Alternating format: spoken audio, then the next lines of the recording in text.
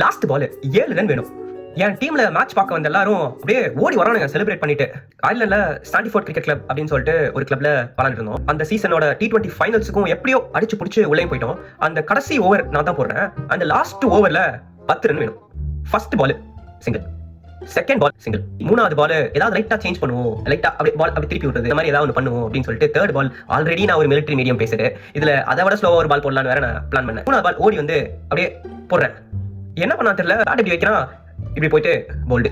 சரி ஓகே நல்லா கேந்துட்டு இருக்கு, இதே நம்ம அடுத்த பாலும் போடுவோம் அப்படின்னு சொல்லிட்டு ஃபோர்த் பால் அதே மாதிரி ஓடி வரேன். அப்படியே ஓடி வந்துட்டு ஃபோர்த் பால் போடுறேன், அதே பால் அதே மாதிரி போல்டு. சூப்பர், எல்லாம் செலிப்ரேட் பண்றாங்க. முடிஞ்சு சரி ஜெயிச்சிட்டோம், கன்ஃபார்ம்டா நாம தான் லாஸ்ட் 2 பாலுக்கு 8 ரன் வேணும். ஆஃப் சைடுல ஒரு சிங்கிள்.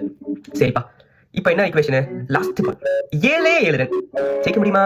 கன்ஃபார்ம்டா நாங்க தான் அப்படின்ற மாதிரி இருந்தது. நான் ஓடி வந்து ஆஃப்ல போடலாம் அப்படின்னு ஓடி வரேன். அப்படியே ஃபுல்லா 30 மீட்டர்ஸ்ல இருந்து ஓடி வரேன். ஓடி வந்து பால் பண்றேன், பாலும் போகுது, தலையை விட்டான்.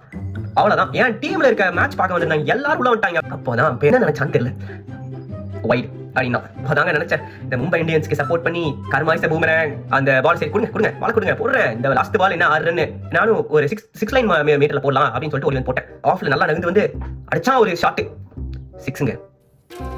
வாழ்க்கையே இருக்கு 2 நாள் எடுத்தேன்.